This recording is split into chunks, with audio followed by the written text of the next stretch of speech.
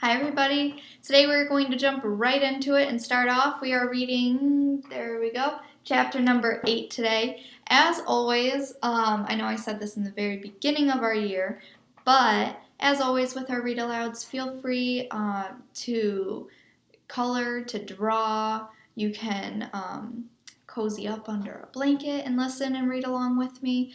But as long as you're listening and keeping up with our story, you can do some other activities like drawing as well. I think I would encourage that. I think that's really great. So, anyway, we are going to start us off. Chapter number 8. Let's go. Over on the side of the stage, a shoe that looked like a peeled open banana appeared from behind a curtain. When it landed, the shoe burp squeaked. As a second banana shoe burp squeaked onto the floor, Kyle looked up, and there he was, Mr. Lemoncello. He had loose and floppy limbs, and he was dressed in a three-piece black suit with a bright red tie. His black, broad-brimmed hat was cocked and crooked, angled atop his curly white hair.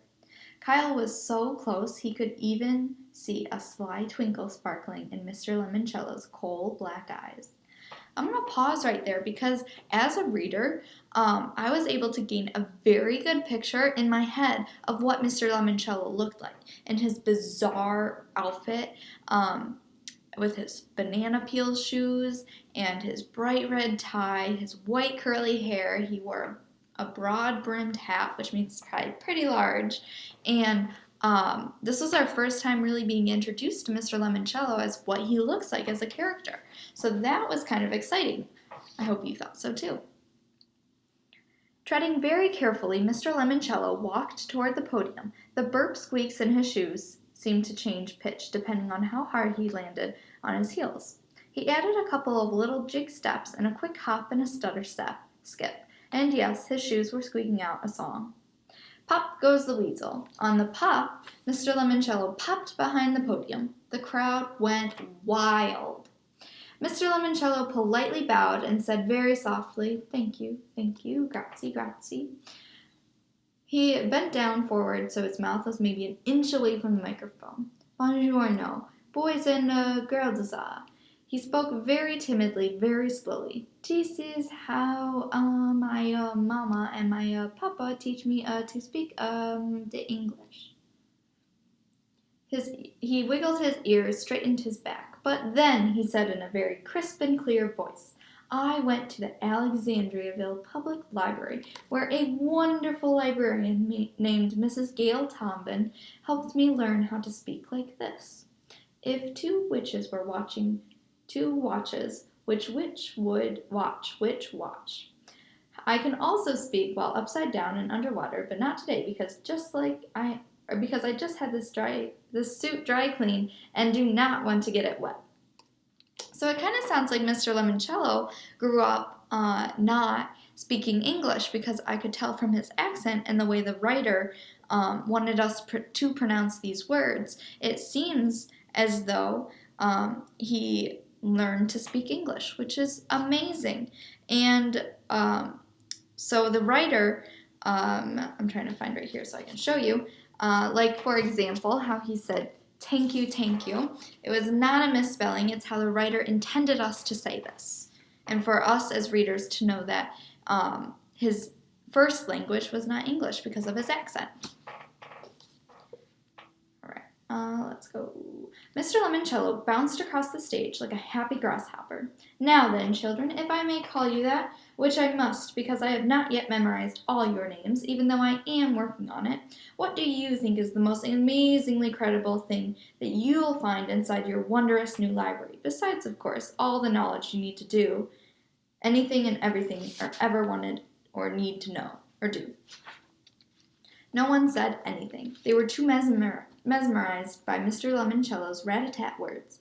Would it be A, robots silently whizzing their way through the library, restocking the shelves? B, the electronic learning center with 36 plasma screen TVs all connected to a flight simulators and educational video games? Or C, the Wonder Dome? We learned about the Wonder Dome. Lined with 10 giant video screens, it can make the whole building feel like a rocket ship blasting off into outer space. The game room, someone shouted. The robot, the video games.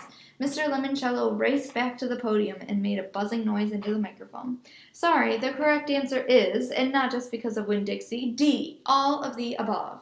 The crowd went wild.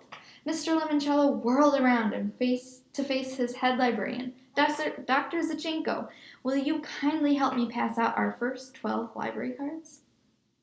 It was time to announce the essay contest winners. Ooh. Dr. Zachenko placed a stack of 12 shiny cards on the podium in front of Mr. Lemoncello. Please, he said, as I call your name, come join me on stage. Miguel Ferdinand's. Yes! Miguel jumped up out of his seat. Akimi Hughes. Woohoo! Kyle was thrilled to see his two friends be the first ones called to stage. Andrew Peckelman, Bridget Wage, Sierra Russell, Yasmin Smith-Snyder. Yasmin squealed when her name was called. Sean Keegan, Haley Daly, Rose Vermont, and Kayla Corson. 10 kids, all the same age as Kyle, were on stage with his idol, Mr. Lemoncello. He was not. Only 2 more chances. As if reading his mind, Mr. Lemoncello said, only 2 more, and tapped a pair of library cards on the podium. Charles Chitlington. Gosh, really? He dashed to the podium and started pumping Mr. Lemoncello's hand. Thank you, sir. This is such an honor. I truly mean that. Thank you, Charles. May I have my hand back? I need to flip over this final card. Of course, sir, but I cannot wait to spend the night in your library, or as I like to call it, your Athenaeum. Because, like I said in my essay, when you open a book, you open your mind. Finally, Charles the Brown-Noser let go of Mr. Lemoncello's hand and went over to line up with the other winners. And last but not least, said Mr. Lemoncello, Kyle Keeley. Kyle could not believe his ears. He thought he was dreaming. But then Akimi started waving for him to come on up. Dazed, Kyle made his way up the steps to join the others on stage. Mr. Lemoncello handed Kyle a library card. His name and the number 12 were printed on the front. 2 book covers.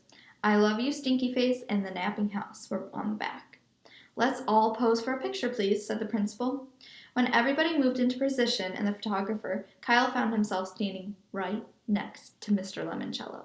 He swallowed hard. I'm a big fan, sir, he said, his voice kind of shaky. Why, thank you. And remind me, you are? I'm Kyle, sir. Kyle Keeley. Ah, yes, the boy who proved what I've always known to be true. The game is never over till it's over. Bong! Chapter 9. Kyle couldn't wait to tell his family the good news. I won the essay contest, he shouted to them as he showed them his shiny new library card. Congratulations, said his mom. Way to go, said his dad. His brothers Curtis and Mike were more interested in Kyle's other card, his $500 Lemoncello gift card. It's good for 12 months, said Kyle. But you need to use it now, said Mike. We need to go to the store tonight so you can buy me Mr. Lemoncello's Cookie Wacky Hockey. I can't. Why not? I have to show my library card at the store to cash in. And? I'm grounded, remember? You know, Kyle, said his dad, looking at his mother, who nodded. Since you worked extra hard and did such a bang-up job on your essay, I think we might consider suspending your punishment. Really? Really. Kyle's mom and dad smiled at him, the way they smiled whenever Mike won a football game or Curtis won a science fair. After supper, all 5 Keeleys piled into the van and headed off to the local toy store. Lemoncello's hockey game is awesome, said Mike as they drove to the store, especially when the Penguins play the Polar Bears. I'm hoping to find a classic board game, mused Curtis. Mr. Lemoncello's bewildering, baffling Bibliomania. Is it about the Bible? Asked Dad from behind the wheel. Not exactly, although the Bible is especially a rare Gutenberg edition may be one of the treasures you may find and collect, because the object of the game is to collect very rare and valuable books by it. The Penguins and the Cookie Wacky Hockey aren't from Pittsburgh in the NHL, said Mike, cutting off Curtis. They're from Antarctica, and the Polar Bears, they're from Alaska. Kyle had decided to divvy up his gift card into 5 ways, to give everybody, including his mom and dad, $100 to play with. As soon as they entered the toy store, the family split up, cruising the aisles with their own shopping carts.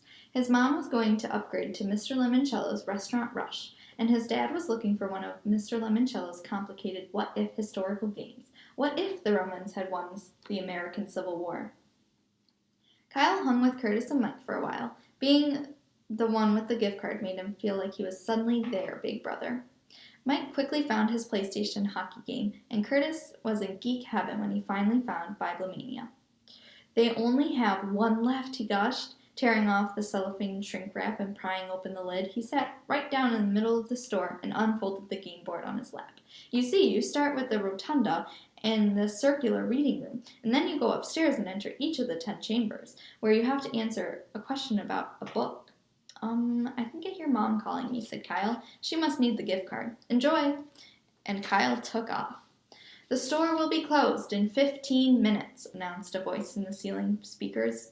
Kyle flew up and down the aisle and grabbed a couple of board games he didn't own yet, including Mr. Lemoncello's absolutely incredible Iron Horse, a game where you build your own transcontinental railroad, complete with its locomotive game pieces and that actually puff steam.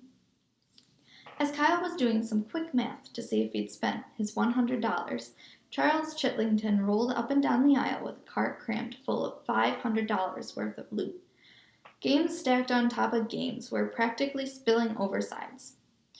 Mr. Lemoncello's phenomenal picture word puzzler, one of Kyle's favorites, was teetering over the top. Hello, Keeley, said Chitlington with a smirk. He looked down at the 3 games sitting in the bottom of Kyle's cart. Just getting started? No, I shared my gift card with my family. Really? Well, that was a mistake, wasn't it? Kyle was about to answer when Chitlington said, So long, see you Friday. Kyle wasn't 100% sure, but Charles might have muttered loser.